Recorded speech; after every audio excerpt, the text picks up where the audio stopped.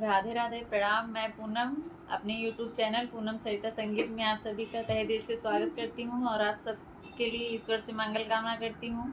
आज हम लोग बहुत ही सुंदर हनुमान जी का भजन लेके आए हैं। आप लोग सुनिए, पसंद आए तो वीडियो को लाइक करिएगा, चैनल पर नए हैं तो चैनल को सब्सक्राइब जरूर करिएगा और गाना कैसा लगा कमेंट बॉक्स में आप लोग ज़रूर बताइएगा। आज का गाना मेरे पापा यानी ससुर जी लिख के दिए हैं, गाने के लिए हम लोग गा रहे हैं, लिखे वही हैं। आप लोग दबा के शेयर करिएगा खूब और ज़्यादा से ज़्यादा प्यार दीजिएगा।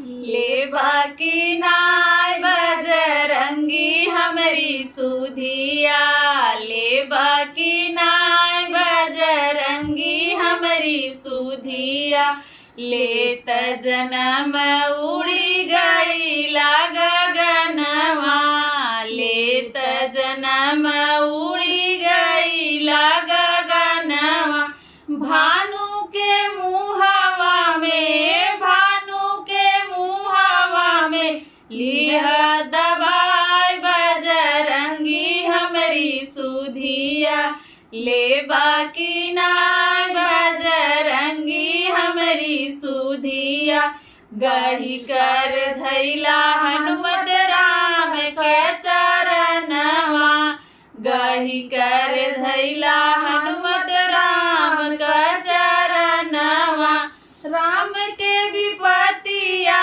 में, राम के विपतिया में भैला तू सहाय बजरंगी हमारी सुधिया, ले बाकी नाय बजरंगी हमारी सुधिया, सिया के खोजन गैला लंका दरी मनवा, सिया के खोजन गैला लंका दरी मनवा, सोने की नगरिया दिहा, सोने की नगरिया दिहा, माटी में मिलाए बजरंगी हमारी सुधिया, ले बाकी नाय बजरंगी हमारी सुधिया, ले बाकी नाय बजरंगी हमारी सुधिया, सुबह और शाम कर्म करीला पूजनवा,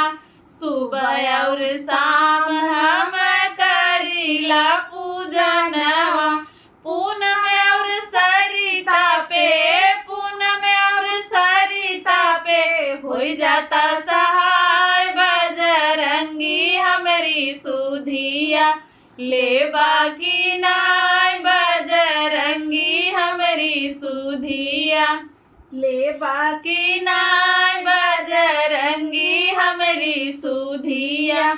आप लोगों को गाना कैसा लगा कमेंट बॉक्स में ज़रूर बताइएगा और ज़्यादा से ज़्यादा वीडियो को शेयर करिएगा। धन्यवाद।